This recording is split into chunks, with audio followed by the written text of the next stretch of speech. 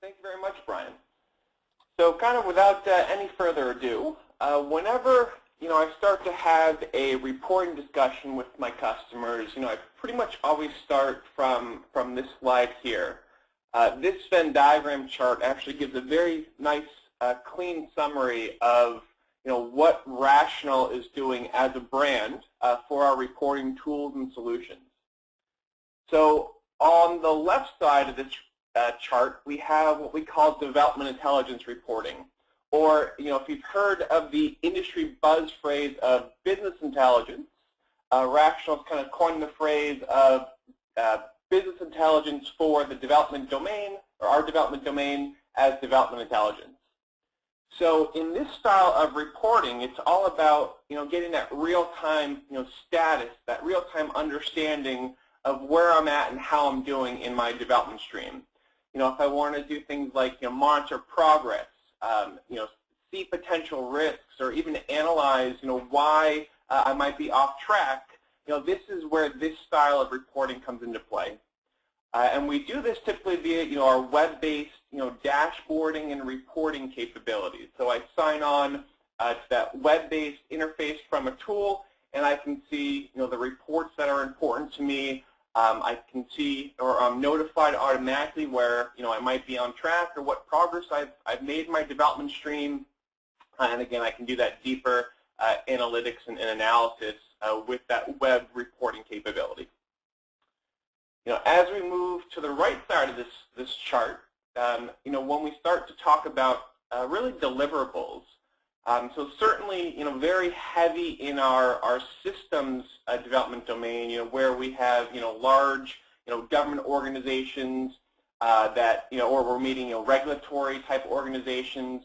We have this very large need for document generation or documentation. So at some point in my development cycle, typically around a milestone, I might need to export data to a paper format so I can hand off maybe to a stakeholder, maybe to a subcontractor or supplier, or maybe to a regulatory agency that says, hey, look, I've built this piece of code, I've built this system, here's my traceability, for example, across that life cycle to prove not only I've built what you asked me to build, but it is of high quality, it's been tested, and we've passed all those builds in that testing.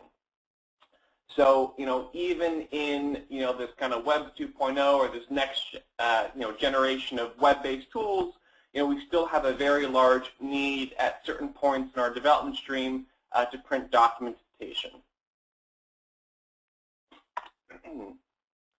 So a little bit about how this is done.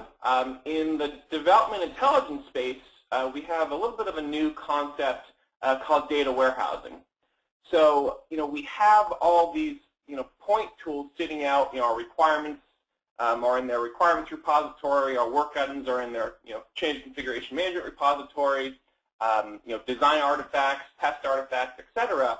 But we need to be able to quickly do that analysis, see that reporting trends and scorecarding and dashboard, not just from one data source, but from multiple.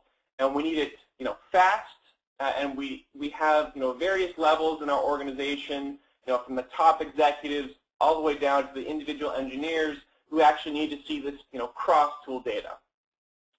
So the way that we implement this is through some data warehousing technology. And it really is the key to not only connecting these disparate sources, but seeing trends over time and being able to perform kind of the ad hoc real-time analysis when those key pieces of data are collected and sitting in one repository, as opposed to having to wait to go out to multiple different sources, multiple different repositories to do that cross-tool analysis, which really wouldn't have very good performance. Thus the need for a data warehouse.